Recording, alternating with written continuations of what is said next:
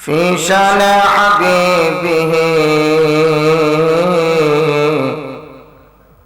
إن الله وملائكته يصلون على النبي يا أيها الذين آمنوا صلوا عليه وسلموا تسليما اللهم جڑے سيدنا مولانا محمد وعلى آل سيدنا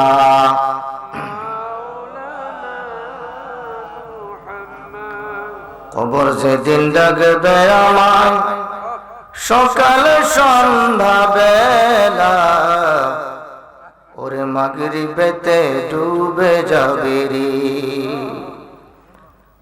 আমার বালুচর গ্রামের বাবারা, আমি অনেকেরই চিনি না, অনেক ছোট থাকতে গ্রাম থেকে চলে গেছি, কত মানুষ কবরে চলে গেছে। আজকে যখন আসছি আইসা চুপ করে ঘরের ভিতরে বসে আছি, বের হই না, কাউকে আমি চিনি না, আমারও কেউ চিনে না। মুহূর্তের মধ্যে অনেকগুলা স্মৃতি চোখের সামনে ভেসে উঠছে। দেখেন, মানুষের অনেক পরিচয় আছে। একজন মানুষ যখন মারা যায়, মানুষের পেশা ছিল খতিব সাহেব। মারা যাওয়ার পূর্বে তার পেশা ছিল সে একজন আইনজীবী। মারা যাওয়ার পূর্বে তার পেশা ছিল সে একজন সফল ব্যবসায়ী, চেয়ারম্যান, মেম্বার ইত্যাদি। কিন্তু বড় দুঃখের বিষয়, মানুষ কিন্তু তখন আপনাকে চিনবে আর পরিচয় দিবে, ভাই সাহেবের লাশটা কোন দিকে আছে, লাশটা একটু দেখি। তখন কিন্তু আর কেউ বলবে না ইমাম সাহেবের লাশটা কোন দিকে আছে, চেয়ারম্যান সাহেব কোন দিকে আছে, তখন বলবে বডিটা কোথায়, লাশটা কোথায়, একটু দেখি, শেষ দেখা দেখি। তো আজকে যখন বসা ছিলাম এখানে, ভাবছি যে গ্রামে জন্ম হয়েছে, গ্রামের মানুষ আমাকে চিনবে না, বসে আছে আমি, বা আমি কাউকে চিনব কিনা। আমি অনুরোধ করছি আমার মা বোনেরা, বাবারা, দাদু ভাইয়েরা, সমবয়সী বন্ধুরা, যাদের সাথে খেলাধুলা করেছি, মেহেরবানি করে একটু স্টেজে চলে আসেন। আল্লাহুম্মা সাল্লি আলা সাইয়্যিদিনা মুহাম্মদ ওয়া আলা আলি সাইয়্যিদিনা। জিকির করুন ইসমে জাত আল্লাহ আল্লাহ আল্লাহ আল্লাহ আল্লাহ আল্লাহ আল্লাহ। আমি শুনছি তুমি বব পারের নাইয়া দয়াল মুর্শিদ, শুনছি তুমি বব পারের নাইয়া মাশাআল্লাহ আল্লাহ আল্লাহ আল্লাহ আল্লাহ আল্লাহ।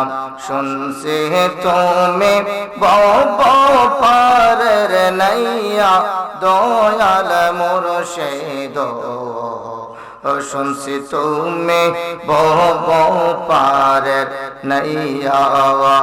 আমার ভাঙ্গা তোরি টাইনা নিও বাইয়া দয়াল মুর্শিদ, শুনছি তুমি বব পারের নাইয়া মাশাআল্লাহ আল্লাহ আল্লাহ আল্লাহ আল্লাহ আল্লাহ আল্লাহ।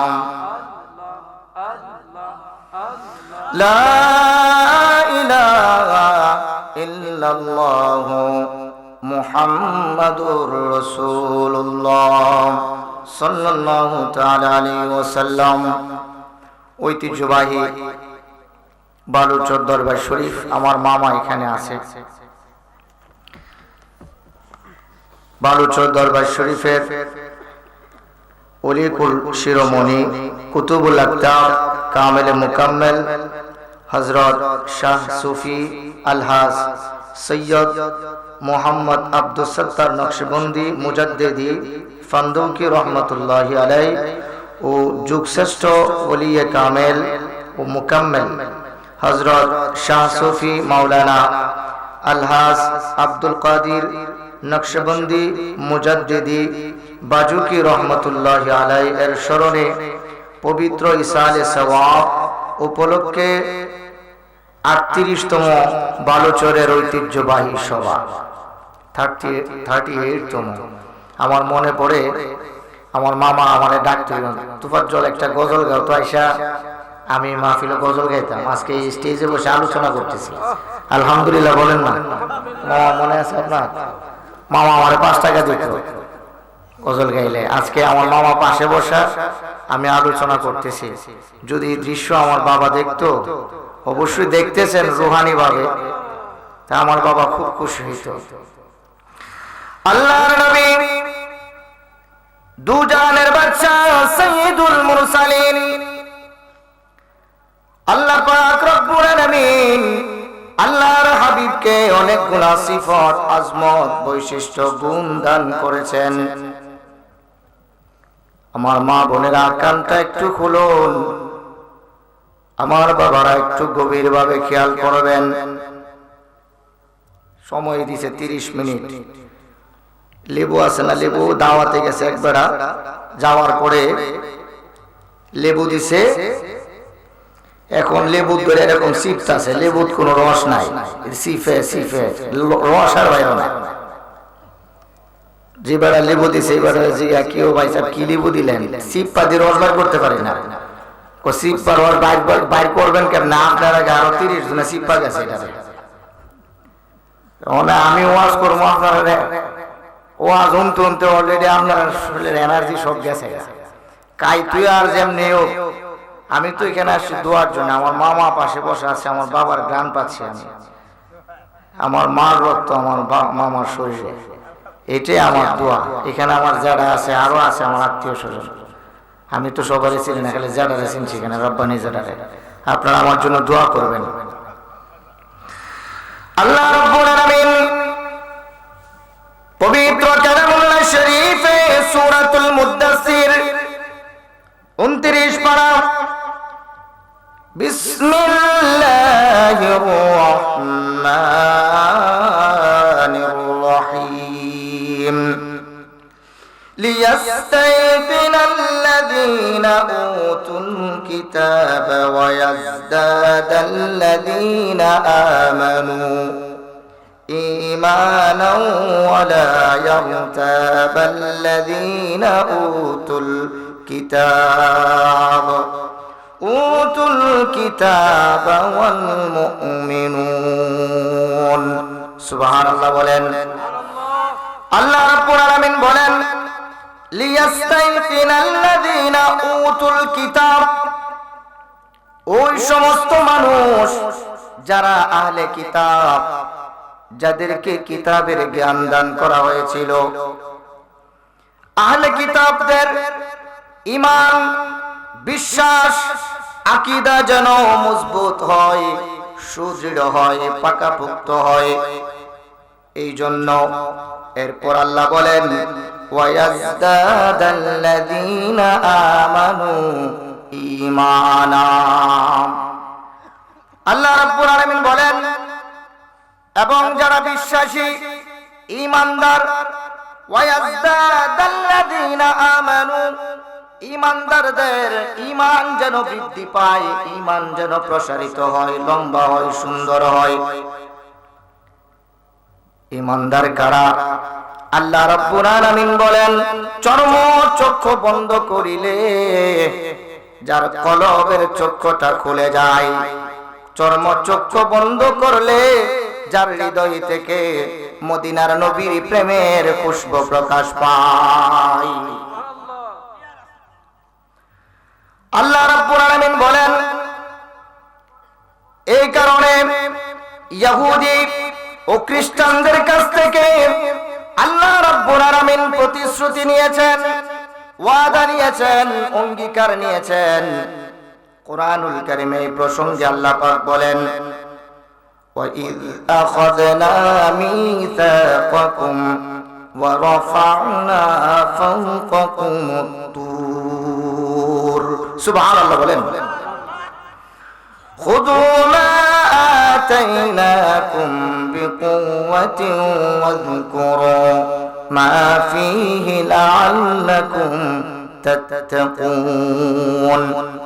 আল্লাহ রাব্বুল আলামিন ইহুদিদের থেকে, নাসারাদের থেকে প্রতিশ্রুতি নিয়েছেন, ওয়াদা নিয়েছেন। আল্লাহ পাক বলেন, ও ইহুদি খ্রিস্টান সম্প্রদায়ের মানুষেরা, তারা যেন আল্লাহর নবীর সত্যবাদিতা, আল্লাহর নবীর নবুয়তের কথা, আল্লাহর নবীর শান ও আজমতের কথা মানুষের নিকট প্রকাশ করে। বিষয়টার মানে কি?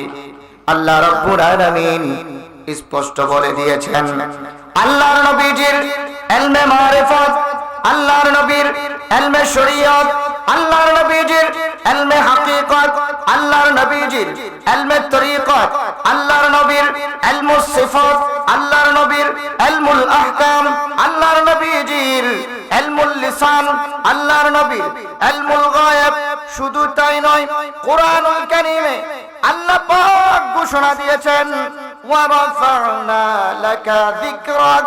আল্লাহ পাক কোরআনুল কারীমে ঘোষণা দিয়েছেন, ওয়ালা সাউফা ইউতিকা রাব্বুকা ফাতারদা।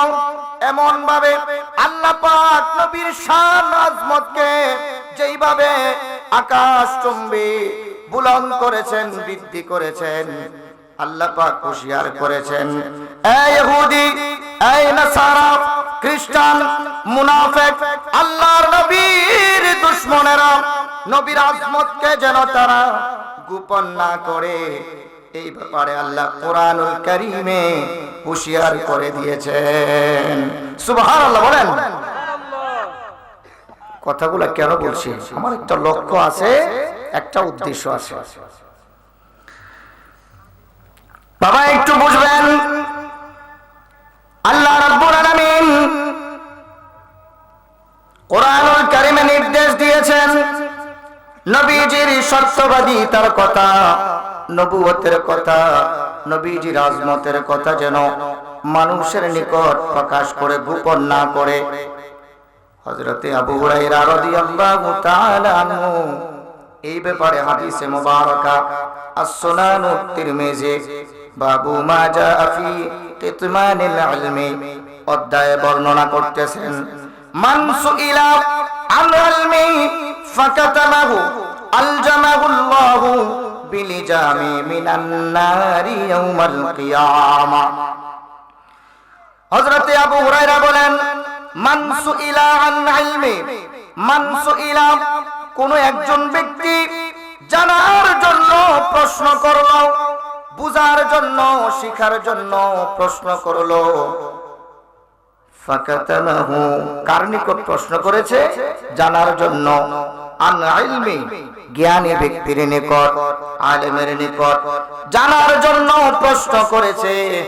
এইবার ওই ব্যক্তি জানার পরেও ফাকাতামাহু প্রশ্ন করেছে জানার জন্য, আলেম জানার পরেও ওই বিষয়টাকে সে গোপন করে ফেলেছে। এবার আল্লাহর নবী ফতোয়া দিচ্ছেন, আল্লাহ রাব্বুল আলামিনের হুকুমকে ফতোয়া দিচ্ছেন, আলজামাহুল্লাহ। আল্লাহর নবী বলেন, কিয়ামতের ময়দানে আল্লাহ পাক তাদেরকে লাগাম পরাবেন। কেমন লাগাম? বিলিজামি মিনান নারি, এমন লাগাম পরাবেন যে লাগামটা আল্লাহ পাক স্পেশাল ভাবে আগুন দ্বারা তৈরি করবেন। বিলিজামি মিনান নারি ইয়াউমাল কিয়ামা, হাসরের ময়দানে আল্লাহ পাক ওই সমস্ত মানুষদেরকে আগুনের বেড়ি পড়াইয়া, আগুনের লাগাম পড়াইয়া কোটি কোটি মানুষের সামনে অপমানিত করবেন। নাউজুবিল্লাহ বলেন না। আমাদের সমাজে এমন অনেক মানুষ আছে বলে আহলে সুন্নাত ওয়াল জামাত মতাদর্শে বিশ্বাসী যারা আছে, বয়ান করার সুযোগ পাইলেই খালি রাসূলুল্লাহর তারিফ করে, খালি নবীজির আজমত, নবীজির শান শৌকত বর্ণনা করে। এবার আপনারা বলুন, নবীজির আজমত বলার জন্য নির্দেশ দিয়েছেন কে?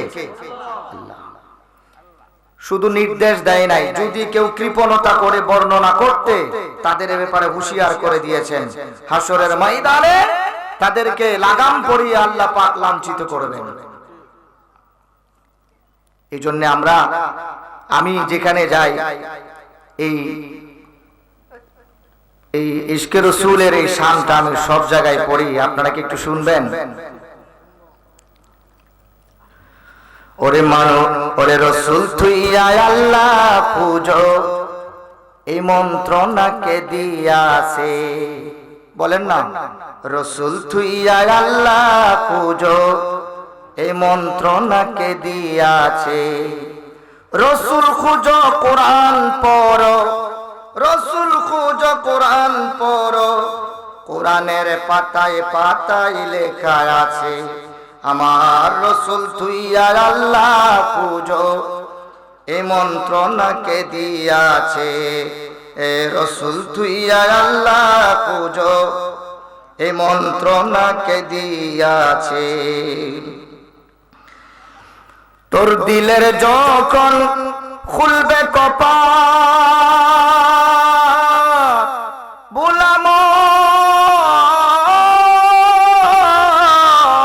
মন রে, তোর দিলের যখন খুলবে কপাট, দেখবি তখন রাসূলুল্লাহর প্রেমের হাত। ওরে ইলমে মারিফতের সিদ্ধির গাত, ইলমে তরিকতের সিদ্ধির গাত, পাঞ্জাতনের কাছে আছে, রাসূল তুইয়া আল্লাহ পূজো, কুমন্ত্রণাকে দিয়াছে। বর্তমান সমাজে এমন মানুষ আছে না? আমি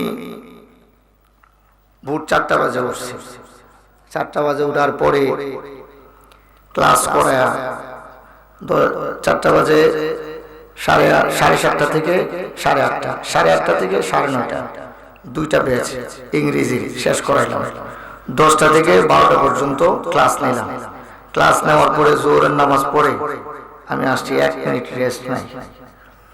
এত ক্লান্ত লাগতেছে, আমি যে বয়ান করতে পারবো এটাই আমি বুঝতে পারিনি।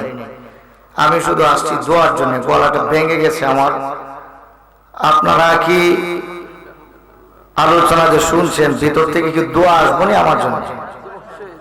মামা আল্লাহ আমাদেরকে কবুল করে, বলেন আমিন। ওরে সৃষ্টির আগে পরোয়ারে মানুষের রূপ নেহারে, সৃষ্টির আগে পরোয়ারে মানুষের রূপ নেহারে, ওরে ফেরেশতারা যাইতে না রে, জিবরাইল যাইতে না রে, আমার রাসূল সেটাই গিয়াছে। রাসূল তুইয়া আল্লাহ পূজো, কুমন্ত্রণাকে দিয়াছে। রাসূল খুঁজো কোরআন পড়ো, রাসূল খুঁজো কোরআন পড়ো, কোরআনের পাতায় পাতায় লেখা আছে, রাসূল তুইয়া আল্লাহ খুঁজো, এই মন্ত্রণাকে দিয়াছে। মুর্শিদেরই ছবি আঁকো, তোর মুর্শিদ চরণ দুলি গায়ে মাখো, মুর্শিদেরই ছবি আঁকো, মুর্শিদ চরণ দুলি গায়ে মাখো, তোমার শরীয়ত সঙ্গে রাইখো, ইলমে তরিকত সঙ্গে রাইখো, তত্ত্ব বিষয় গোপন আছে, রাসূল তুইয়া আল্লাহ পূজো, এই মন্ত্রণাকে দিয়াছে। রাসূল তুইয়া আল্লাহ পূজো, কুমন্ত্রণাকে দিয়াছে। আল্লাহর নবীকে হযরতে মা আয়েশা সিদ্দিকা রাদিয়াল্লাহু তাআলা আনহা গভীর ঘুমের মধ্যে স্বপ্নে গেলেন। প্রচন্ড ঘুমের ঘোরের মধ্যে আছেন উম্মাহাতুল মুমিনিন, উম্মাহাতুল ফুকাহা মা আয়েশা সিদ্দিকা গভীর ঘুমের মধ্যে আছেন। ঘুমের মধ্যে স্বপ্ন দেখতেছেন আল্লাহ রাব্বুল আলামিনের আসমান থেকে বড় চমৎকার সুন্দর তিনখানা চন্দ্র আসমান থেকে ছুটে মা আয়েশার কুলের মধ্যে এসে পড়ে গেছে। এবার মা আয়েশা সিদ্দিকা রাদিয়াল্লাহু তাআলা আনহা ঘুম থেকে উঠলেন। ঘুম থেকে উঠা চিন্তায় মগ্ন হয়ে গেলেন, স্বপ্নটা কি দেখলাম। চিন্তার মধ্যে বাবার কাছে দৌড়ায় গেলেন, আব্বাজান গো, বড় সুন্দর চমৎকার একটা স্বপ্ন দেখেছি, বাবা স্বপ্নের ব্যাখ্যাটা আমাকে একটু বলেন। এবার আবু বকর সিদ্দিক ডাক দিয়ে বলেন, আম্মাজান কি স্বপ্ন আপনি দেখেছেন বাবার কাছে খুলে বলেন। বাবা একটু স্বপ্নের তাবির ব্যাখ্যাটা করে দেই। এবার উম্মাহাতুল মুমিনিন মা আয়েশা বলে, আব্বাজান যখন গভীর ঘুমের মধ্যে তন্দ্রায় ছিলাম আমি স্বপ্নে দেখেছি আকাশ থেকে তিনখানা চাঁদ এসে আমার কুলের মধ্যে পতিত হয়েছে। সিদ্দিক আকবর ডাক দিয়ে বলে, আম্মা জান গো, যেই স্বপ্ন আপনি দেখেছেন স্বপ্নের তাবিরটা কি আপনি জানেননি? এবার মা আয়েশা সিদ্দিকা বলেন, আব্বা জান আমি জানি না, আপনি বলেন। আবু বকর সিদ্দিক ডাক দিয়ে বললেন, আম্মা জান গো, যেই চাঁদ আপনি দেখেছেন প্রথম চাঁদ হলো আখিরি নবী। আখিরি নবী যখন দুনিয়া থেকে বিদায় হবে তোমার হুজরার মধ্যে নবীর রওজা মুবারক হবে। দুই নাম্বার যেই তারকা হলো তোমার আব্বাজান ফারুক আজম। তিন নম্বর চাঁদটা হলো হযরতে ওমর। তিনজনের রওজা তোমার ঘরের মধ্যে হবে। আম্মা জান গো, তুমি তোমার বাবাকে চিনোনি, তুমি আখিরি নবীর সম্পর্কে তুমি জানোনি। আল্লাহর নবী গারে সুরে গিয়েছে, তোমার বাবা নবীর খাদেম হয়ে গিয়েছে। আল্লাহর নবী গারে সুরে গিয়েছে, আল্লাহ রাব্বুল আলামিন কিতাবুল্লাহ নবীর পেছনে পাঠিয়ে দিয়েছে। নবী যেখানে কদম দিয়েছে তোমার বাবা সিদ্দিক আকবর নবীর কদমের আগে আগে কদম দিয়েছে। যদি ওই জায়গার মধ্যে এমন কোন বস্তু থাকে যেই বস্তু আমার নবীর কদমে স্পর্শ করলে রে আমার নবী কদম মুবারকে ব্যথা পাইবে, তোমার বাবা এমন ভাবে মুহাম্মদুর রাসূলুল্লাহকে আঁকড়ে ধরেছে। সুবহানাল্লাহ বলেন। আবু বকর সিদ্দিক বলেন, খাত্তাবের ছেলে ওমর যখন আখিরি নবীকে শহীদ করার মন মানসিকতা নিয়ে আসতেছিল, ফারুক আজম আসতেছে আমার নবীকে আঘাত করবে। সিদ্দিক আকবর আমার নবীর চতুর্দিকে খালি ঘুরে ঘুরে বড় টেনশন চেহারার মধ্যে। আমার নবী ডাক দিয়ে বলে, আবু বকর রে, চেহারা ময়লা হয়ে গিয়েছে, এমন ভাবে ছটফট ছটফট করে কেন চতুর্দিকে ঘুরো? আবু বকর সিদ্দিক ডাক দিয়ে বলে, ইয়া রাসূলুল্লাহ, ইয়া হাবিবাল্লাহ, নবী গো, আমি শুনেছি খাত্তাবের সন্তান আপনাকে শহীদ করার জন্য আসছে। ওমর যেই দিক দিয়া প্রথম তরবারির আঘাত আপনি রাসূলুল্লাহর মাথা মুবারকে বদন মুবারকে করবে, আমি আবু বকর প্রথম আঘাত আমার গায়ের উপরে নেব। ও যার নাম শুনিলে চমকে ওঠে গো, এটা আমার জানার গজল। ও ও যারে নাম শুনিলে চমকে ওঠে গো, দিল বেকারার হইয়া যায়। গাইবে খবর দেনে ওয়ালা, ওরে গাইবে খবর দেনে ওয়ালা। হযরত আলী রাসূলের নামাজ কাজা হলো ভাই রে ভাই, এক ইশারায় মদিনার নবী আসমানে সূর্য উঠাই। সুবহানাল্লাহ, আস্তে বলবেন। হযরত আলী রাসূলের নামাজ কাজা হলো ভাই রে ভাই, এক ইশারায় মদিনার নবী আসমানে সূর্য উঠাই। ওরে মাটির দেশে থাইকা নবী, ওরে মাটির দেশে থাইকা নবী আসমানেতে হাত বাড়াই। গাইবে খবর দেনে ওয়ালা এলো রে মক্কায়, ও যার নাম শুনিলে চমকে ওঠে গো, ও যার নাম শুনিলে চমকে ওঠে, দিল বেকারার হইয়া যায়। গাইবে খবর দেনে ওয়ালা। আল্লাহর নবী রাহমাতুল লিল আলামিন দুনিয়া থেকে পর্দা করলেন।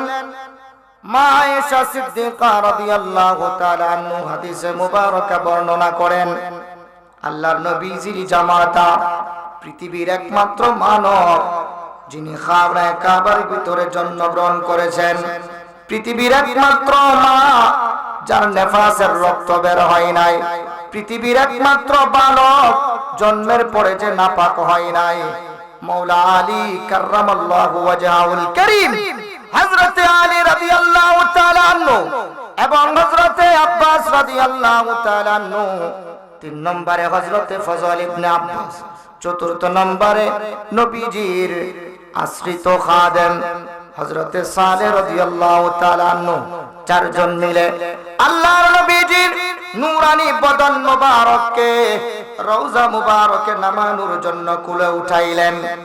এবার নবীজিকে রওজা মুবারকের নিচে রাখবেন। হযরতে আব্বাস রাদিয়াল্লাহু তাআলা আনহু নামলেন নবীজির চেহারা মুবারকের দিকে। হযরতে আব্বাস বলেন, আল্লাহর নবী দুনিয়া ছেড়ে পর্দা করে কবরে চলে যাচ্ছে, আলমে বরজখ জগতে যাচ্ছে। হযরতে আব্বাস বলেন, আমার মনের মধ্যে সন্দেহ জাগলো, আমি আমার গাটটা ফিরাইয়া রাহমাতুল লিল আলামিনের জবান মুবারকের দিকে তাকাইলাম নবীকে শেষবার দেখার জন্য। হযরতে আব্বাস রাদিয়াল্লাহু তাআলা বলেন, আমি দেখলাম নবীজির কাফন মুবারক নরে নরে নরে নরে। আব্বাস বলেন, আমি সাথে সাথে রাসূলুল্লাহ সাল্লাল্লাহু আলাইহি ওয়াসাল্লামের ঠোঁট মুবারকের কাছে আমার কানটা লাগাইলাম নবী কি বলে শোনার জন্য।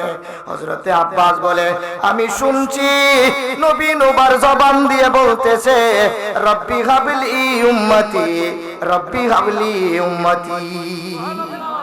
বলেন আপনারা, এই নবীজির আসবাব তারিফ বর্ণনা করব না তো বাপদাদার তারিফ বর্ণনা করব নাকি? রাসূলুল্লাহর তারিফ করব না তো কার তারিফ করব? আল্লাহ কোরআনে বলেছেন, ওয়ারাফা'না লাকা যিকরাক।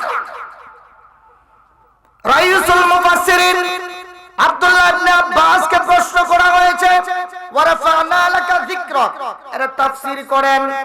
রাইসুল মুফাসসিরিন আব্দুল্লাহ ইবনে আব্বাস বলেন, জিবরাইল আমিনকে আল্লাহর নবীর হুকুম দিয়েছেন, এই খাদেম ওয়ারাফা'না লাকা যিকরাক তাফসীর করো।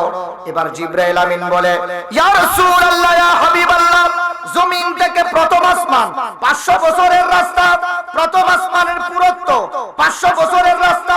প্রথম আসমানকে প্যাকেট কইরা দ্বিতীয় আসমানে ঢুকাইয়া দিলে সাহারা মরুভূমিতে একটা আংটি রাখার মতো প্রথম, দ্বিতীয়, তৃতীয়, চতুর্থ, পঞ্চম, ষষ্ঠ, সপ্তম এমন ভাবে 7খানা আসমানকে প্যাকেট কইরা যদি একটা নূরের সাগরে ছেড়ে দেওয়া হয়, প্রশান্ত মহাসাগরের আয়তন 14,86,00,000 বর্গ কিলোমিটার। প্রশান্ত মহাসাগরে মাথার একখানা চুল ছেড়ে দেওয়ার মতো হবে। এমন 70,000 নূরের পর্দা ভেদ করে আল্লাহর নবী আরশে আজিমে গিয়ে চর্মচক্ষু দ্বারা সশরীরে আল্লাহর দিদার করেছেন। এইবার জিবরাইল আমিন বলেন আরশে আজিমের সামনে আল্লাহ কোরআনুল কারীমে বলেন ওয়াসিআ কুরসিয়ুহুস সামাওয়াতি ওয়াল আরদ, আমার কুরসি আমি এত বড় বানিয়েছি, সাতখানা আসমান ৭০,০০০ নূরের পর্দা একত্র করে যদি কুরসির সামনে রেখে দেওয়া হয় আর সাহারা মরুভূমিতে আংটি ছেড়ে দেওয়ার মতো হবে। কুরসি সহ ৭০,০০০ নূরের পর্দা সহ যদি আরশে আজিমে রাখা হয়, এমন হবে রে আরশে আজিম এমন এমন করে কাঁপতেছে। চারখানা পায়ার উপরে আরশে আজিম দাঁড় করায়া রেখেছে। এই আরশে আজিমের চারখানা পায়ার মধ্যে ৮ জন ফেরেশতা আছে। একজন ফেরেশতার এক কানের চোখের এক গুড়া থেকে আরেক গুড়ি পর্যন্ত ৭০০ বছরের রাস্তার সমান এমন ৮ জন ফেরেশতা আল্লাহ পাক তৈরি করেছেন। ধরার পরেও আরশে আজিম কাঁপে। জিবরাইল আমিন বলেন ওয়ারাফানা লাকা যিকরাকের তাফসীর নবী আপনি শুনতে যান। ওই চারখানা পায়ার মধ্যে যখন লা ইলাহা ইল্লাল্লাহ মুহাম্মাদুর রাসূলুল্লাহ সিল মেরে দিয়েছে, আরশে আজিম একেবারে স্থির হয়ে গিয়েছে। সুবহানাল্লাহ বলেন। এটা হলো ওয়ারাফানা লাকা যিকরাক। আল্লাহর সৃষ্টি জগতের এমন কোন জায়গা নাই, এমন কোন বৃক্ষ লতা তরুলতা গভীর সমুদ্রের নিচ পর্যন্ত আল্লাহর হুকুমে যেমন একটা গাছের পাতাও পড়ে না, রাসূলুল্লাহর জিকির করে না, এমন কোন সৃষ্টি আল্লাহর সৃষ্টি জগতে নেই। চিৎকার মেরে বলুন সুবহানাল্লাহ। এগুলা যদি ভালো না লাগে দরকার নাই। বিসমিল্লাহ ওয়ালা মিল্লাতে রাসূলিল্লাহ এগুলা মশকারি ছাড়া আর কিছুই না। আমরা কি দেখেন, আমার আব্বা তরিকতের কাজ করছে। বাবা আমার কইছে বাবা জামিয়াতে না, তোমার যদি আজহার ইউনিভার্সিটিতে, আমি তো চান্স পেয়েছিলাম যাই না। আব্বা কইছে জামিয়া ওই আল আজহার বিশ্ববিদ্যালয়, পড়াশোনা নিজের কাছে, যাই নাই আমি। আব্বা আমার কইছে ক্লাস ফার্স্ট করবা, এটা তুমি একটা প্রাতিষ্ঠানিক ডিগ্রি অর্জন করবা মাত্র। সমস্ত জ্ঞান এলমে তরিকতের ভিতরে। তরিকত যদি এলেম না হতো, তরিকতের আগে এলেম শব্দ কেন আসছে? এটার নাম তো তরিকত নাই, জাহেলে তরিকত না এলমে তরিকত। তো তরিকতের আগে এলেম শব্দ কেন আসছে? বোঝা গেল সমস্ত এলেমের ধনভাণ্ডার তরিকতের ভিতরে আছে। যার মধ্যে এলমে তরিকত নাই তার মধ্যে এলমে শরীয়ত নাই, যার মধ্যে শরীয়ত নাই তার মধ্যে এলমে মারিফত নাই, যার মধ্যে এলমে তরিকত, এলমে শরীয়ত, এলমে মারিফত নাই, সে এলমে হাকিকত কি বুঝবে? তার কাছে কোরআন, হাদিস, ইজমা, কিয়াস কোনো কিছু আরবি ইবারত তো যে কেউ পড়তে পারে। বাংলা অনুবাদ পড়েন না আপনারা, পড়তে পারবেন তো, কোনো সমস্যা নাই তো। কিন্তু কোরআন শরীফ অনুবাদ করে এটার ভেতর থেকে নুকসা বের করে আনা, নবীজির আজমতকে তুলে আনা, এটা কোনোদিন সম্ভব হবে না। কেন? আল্লাহ কোরআনে দলিল দিয়েছেন খাতামাল্লাহু আলা কুলুবিহিম ওয়া আলা সামঈহিম ওয়া আলা আবসারিহিম গিশাওয়া ওয়া লাহুম আযাবুন আযীম। এই ঘোষণা কার? নবীজির আজমত। আল্লাহ রাব্বুল আলামিন কোরআনুল কারীমে ঘোষণা দিচ্ছেন ইয়া আইয়ুহান নাবিয়্যু ইন্না আরসালনাকা শাহিদাও ওয়া মুবাশশিরাও ওয়া নাযীরা ওয়া দাঈয়ান ইলাল্লাহি বিইذনিহি ওয়া সিরাজাম মুনীরা। বাবার আমার, আল্লাহ রাব্বুল আলামিন হাশরের ময়দানটা কায়েম করবেন। সূরাতুশ শূরা কোরআনুল কারীমে আল্লাহ বলেন ফারীকুন ফিল জান্নাতি ওয়া ফারীকুন ফিস সাঈর। ও আমার দুনিয়ার মানুষ, কত লক্ষ মানুষ জান্নাতি, কত লক্ষ মানুষ জাহান্নামী। বলেন তো আপনারা আল্লাহ জানেন কিনা? কবর থেকে তুলে গেডি ধরে ধাক্কা দিয়ে জাহান্নামে ঢুকাইলেই তো হইতো। আল্লাহ বলেন কত লক্ষ মানুষ জান্নাতি, আমি জানি কত লক্ষ মানুষ জাহান্নামী আমি জানি। মালিক আপনি হাসরের ময়দানটা কেন করবেন? আল্লাহ দলিল দিচ্ছেন, ইয়া আইয়ুহান নাবিয়্যু ইন্না আরসালনাকা শাহিদান ওয়া মুবাশশিরান ওয়া নাযীরা। আল্লাহ রাব্বুল আলামিন অন্যান্য নবীর উম্মতদের বিচার যখন শুরু করবেন, তাদেরকে জিজ্ঞেস করলে তারা উত্তর দিবে, মালিক তোমার ব্যাপারে কোনো দাওয়াত আমাদের কাছে আসে নাই। তোমাকে বিশ্বাস করতে হবে, তোমাকে মানতে হবে, আসমানি কিতাবের উপরে ঈমান আনতে হবে, এমন কোনো দাওয়াত আমাদেরকে দেই নাই। আল্লাহ বলবেন, কথা কি সত্য? নিয়ে বলছে, হ্যাঁ সত্য। এবার নবীর এই উম্মতের নবীকে আল্লাহ পাক ডাকবেন, আপনার উম্মত কি বলে শুনেন। উম্মতের বক্তব্য শোনার পরে নবী আল্লাহর কাছে জবাব দিবে, রব্বুল আলামিন আপনি আখিরি নবীকে দুনিয়ার মধ্যে পাঠিয়েছিলেন। তাওরাত শরীফে নবীর তারিফ ছিল, বর্ণনা ছিল। আপনি আপনার বন্ধু নবীকে সমস্ত নবীদের জন্য হাসরের ময়দানে উপস্থিত সাক্ষী হিসাবে প্রেরণ করেছেন। আমরা দাওয়াত দিয়েছি কি না, দলিল হলো আখিরি নবী মুহাম্মদুর রাসূলুল্লাহ। নবীকে জিজ্ঞেস করেন, নবী আমাদের ব্যাপারে সাক্ষী দিয়ে দিবে। সুবহানাল্লাহ বলেন। এবার আল্লাহ বলবে, আমি জানি আখিরি নবীর মাধ্যমে তোমার উম্মতের স্টেটমেন্ট বক্তব্য আমি নেব না। এবার আখিরি নবীর উম্মতদেরকে ডাকবে, তোমরা আসো শুনো।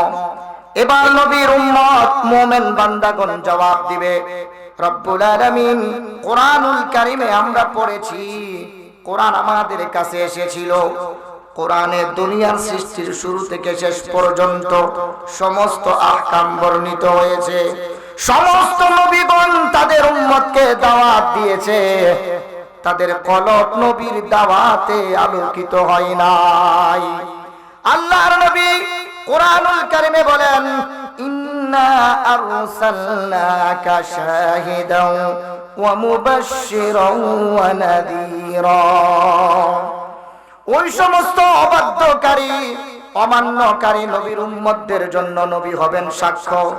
এবার আল্লাহ বলেন, আমি আল্লাহর কসম করে আশ-শিফা ওয়াস সাকিম কিতাবের মধ্যে, শিফা শরীফের মধ্যে বর্ণিত হচ্ছে, আল্লাহর নবীজির অনেক অনেক তারিফ প্রশংসা তাওরাত শরীফের মধ্যে ছিল। এর মধ্যে অন্যতম একটা হলো এটা যেটা বললাম। দ্বিতীয় নম্বরে আল্লাহ রাব্বুল আলামিন আখিরি নবীকে সুসংবাদদাতা হিসাবে প্রেরণ করেছেন। দলিল কোরআনুল কারীমে আল্লাহ দিয়েছেন, ওয়াবাশশিরিল্লাযীনা আমানু ওয়া আমিলুস সলিহাতি আন্না লাহুম জান্নাতিন তাজরি মিন তাহতিহাল আনহার।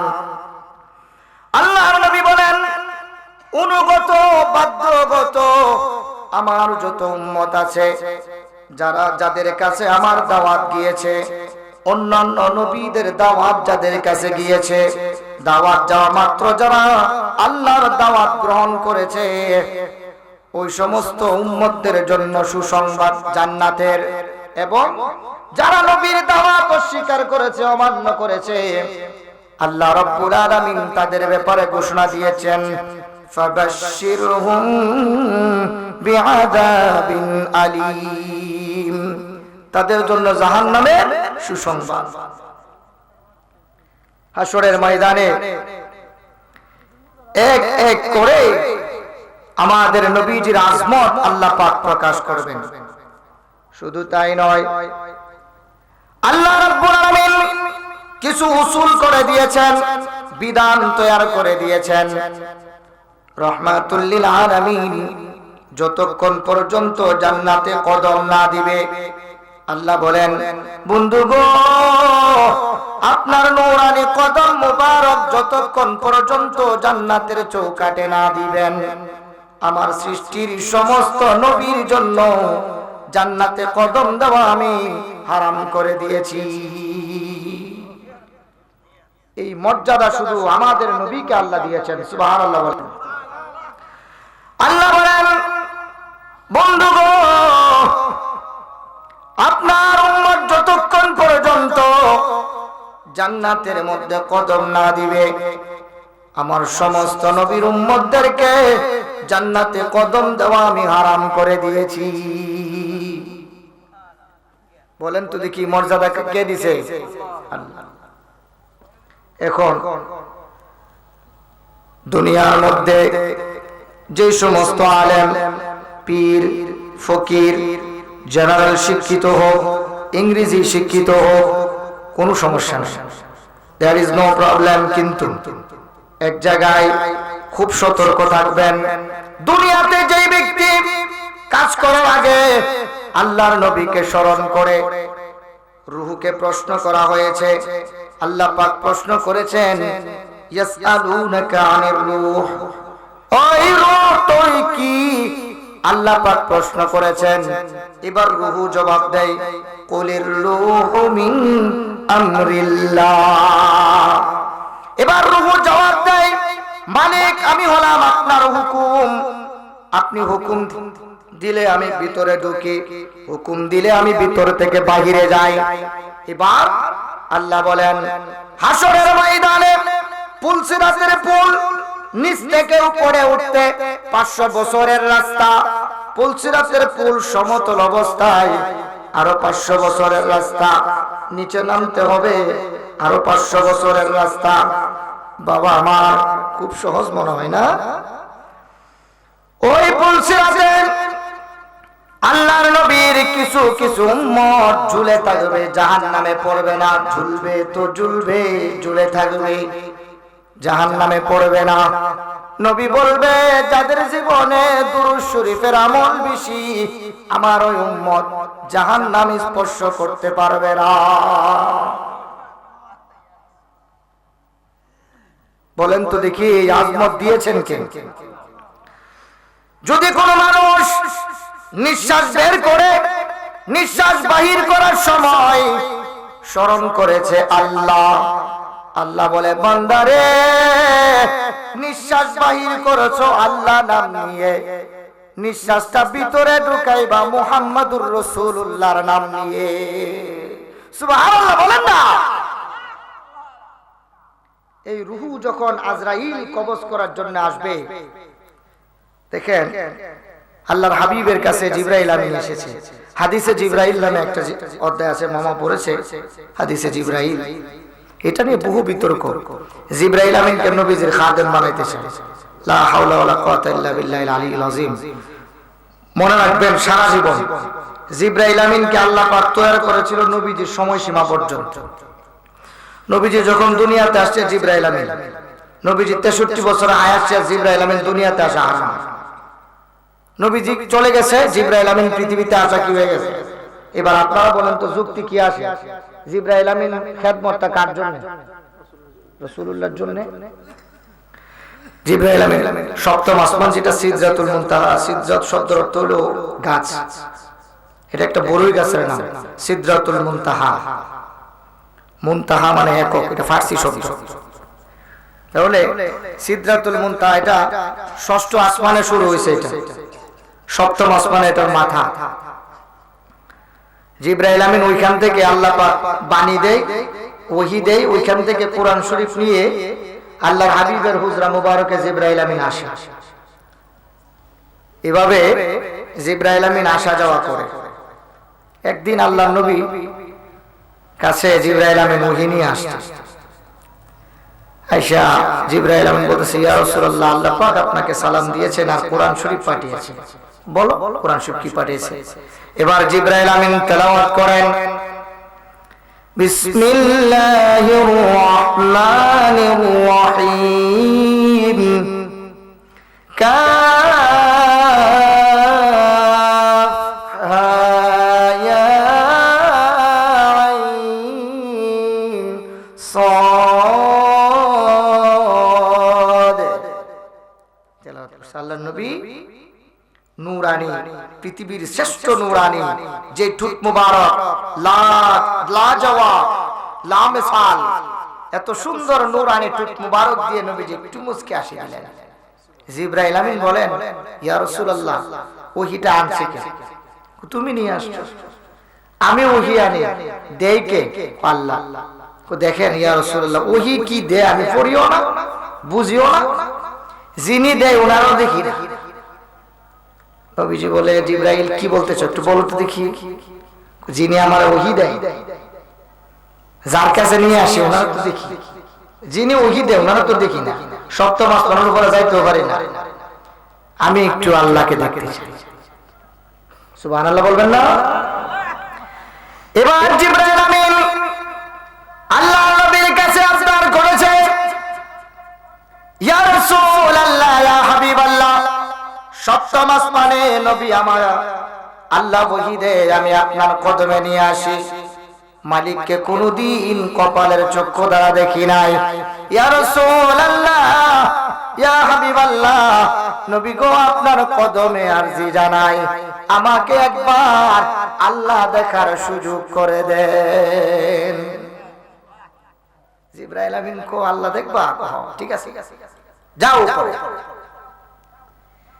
এবার জিবরাইল আমিন আল্লাহর নবীর নূরানী কদম মুবারক থেকে হুজরা মুবারক বরাবর উপরে উঠতে শুরু করলো।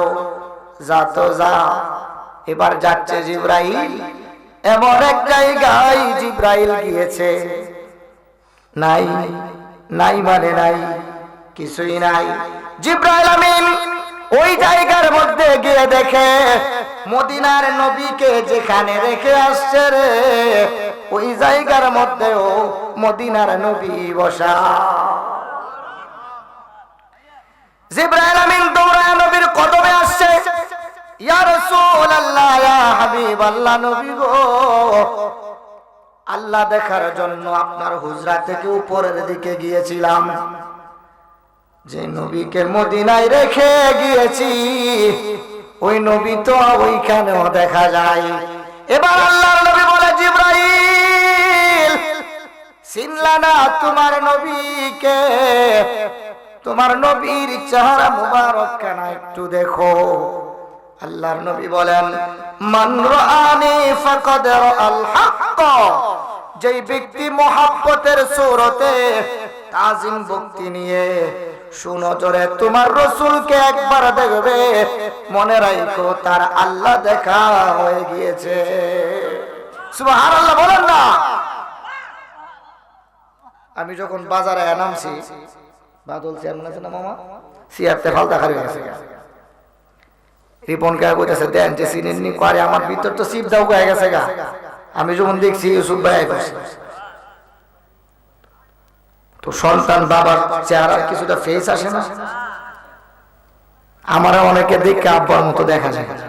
তো নাউজুবিল্লাহ মিন যালিক, আমি কিন্তু এটা আবার বলছি না যে ওদিকে উদাহরণ দিচ্ছি না, এরকম দৃষ্টতা ক্ষমতা আমার নেই, কিয়ামত পর্যন্ত হবে না। আমি একজন সুন্নি, আমার পা থেকে মাথা পর্যন্ত আমার আব্বা মারা যাওয়ার 2 মিনিট আগে পর্যন্ত বলে গেছে যে 1 সেকেন্ডের জন্য যদি আল্লাহ রাসূলের তারিফ থেকে, আজমত থেকে, শানের সালাত থেকে 1 সেকেন্ডের জন্য যদি পিছপা হয়ে যাও, হাসরের ময়দানে পুত্র হিসাবে স্বীকার করব না, আমার জিয়ারত করা তোমার জন্য হারাম, স্পষ্ট বলে গেছে। আরো 3টা কথা শিক্ষা দিয়ে গেছে। রাসূলুল্লাহর ব্যাপারে প্রশ্ন আসবে, আগে মাথা দিবা, এরপরে ইজ্জত দিবা, মান সম্মান ধন সম্পদ সব দিবা, এখানে কোনো আপোষ নেই। There is no আপোষ about our Rasul। সকলে বলুন সাল্লাল্লাহু আলাইহি ওয়াসাল্লাম। আজকে কবর জিয়ারত নাই, কবর জিয়ারতে গেলে ফিস মাইরা খাওয়া, ফাঁসা দিয়ে খাওয়া, কবর জিয়ারত থেকে ফাঁসা দিয়ে খাওয়া। যদি ধরেন আপনার আব্বা বাচ্চা লইছে, জীবিত আছে, বিদেশ থেকে আইছেন, আয়সা কইতেছেন আব্বা ঘুমাই দিছেন, কেডা আইছত রে? গুইরা দেয় আপনি ফিস মানে খাই ফিসা না দিয়া বাপের মুহর দিকে ফুটকি দিয়া ঘুরে খারি দিয়েছে। এবার বাপে কিরে ইফি করস না তো এতদিন পরে বিদেশ চাইছো না আব্বা কইলেন এই দিক ফিরে কথা কোন আপনার লোকে তো বাপে কি করবো কোনটা দিয়ে জুতা লইব না ঝাড়া লইব? হ্যাঁ ফিসা লইব নি ঝাড়াতে ফুলকা দিয়ে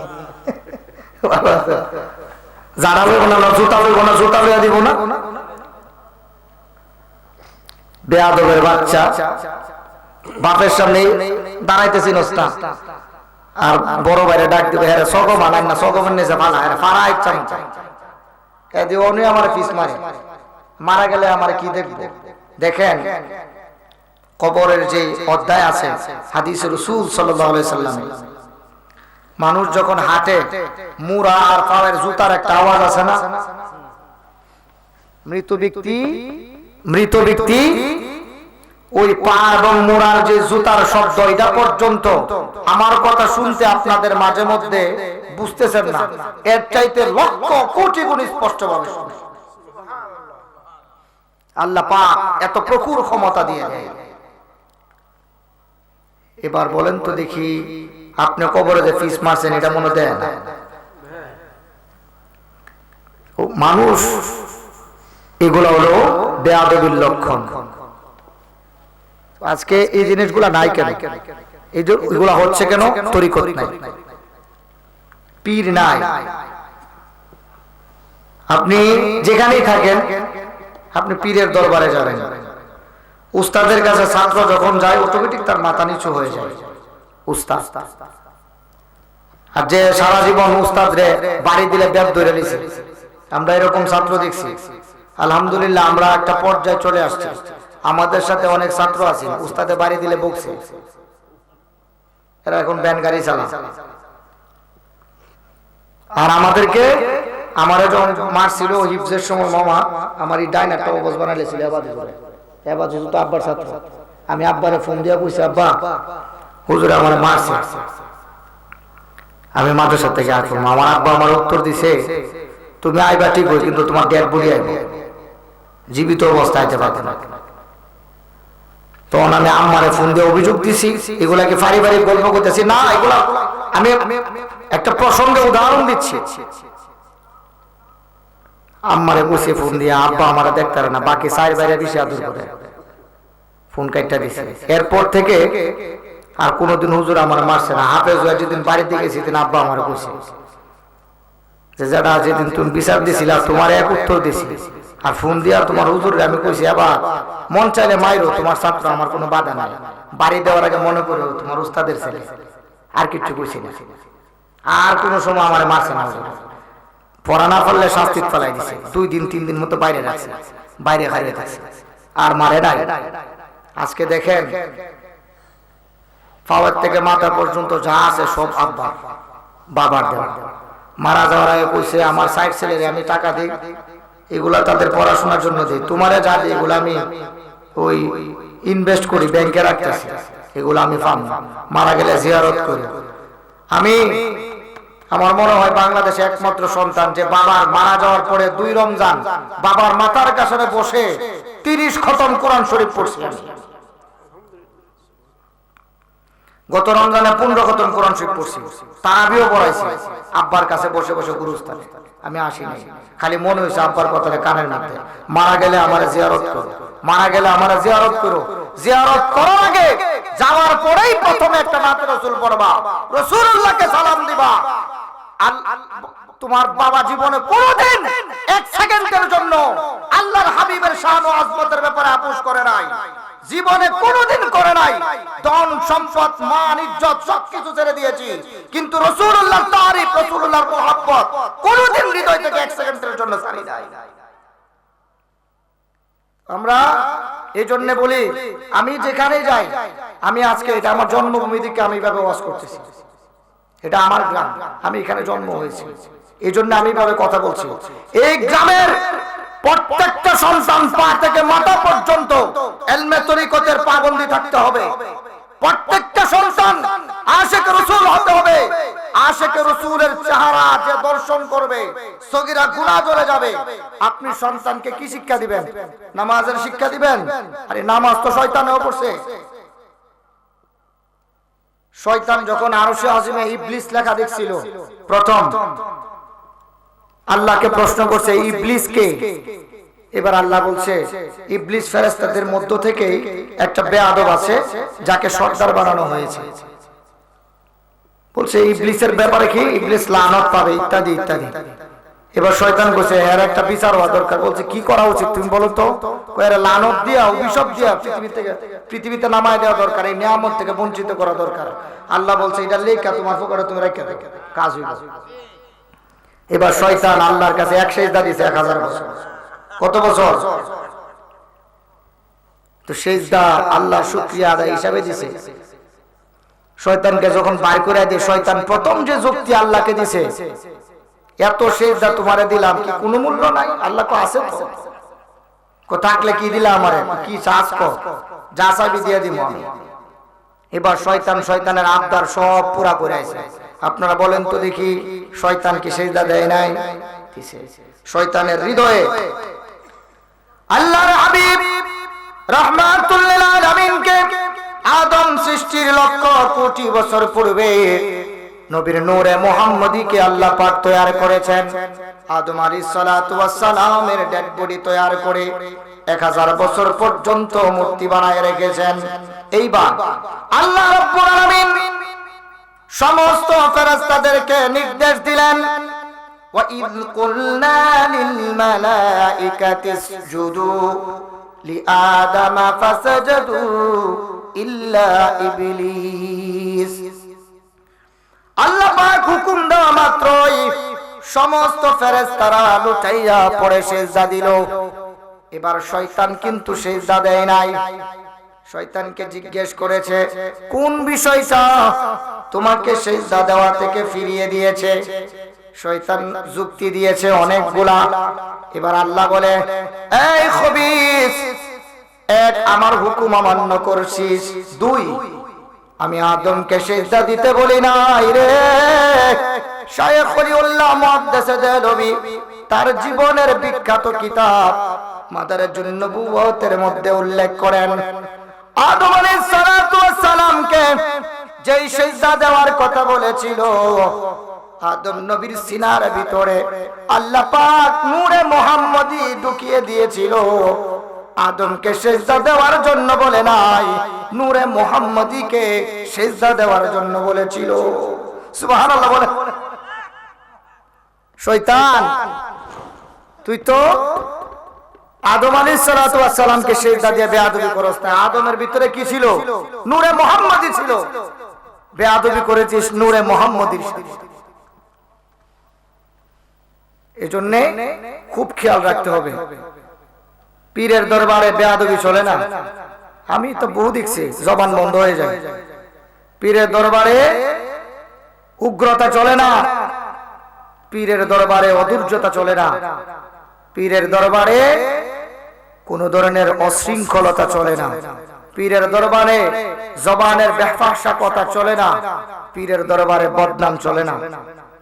তো পীর আপনাকে কিসের সবক দেয়? কম কথা বলা, জবান হেফাজত করার, গীবত না করার, মিথ্যা না বলার, চোখ বন্ধ করে আল্লাহকে খেয়াল করার, ইত্যাদি ইত্যাদি। তো ভাই সাহেব আপনার তো এই দিক নির্দেশনা দেওয়ার কেউ নাই, আপনারা সুজা পথে রাখবো কেনা? দেখতে দেখতে এমন দেখা দেখছে যখন সুজা হতো আর কেউ ব্যয় করে না। এমন দেখা দেখছে যেদিন সুজা আর কেউ দেখানোর সুযোগ নাই।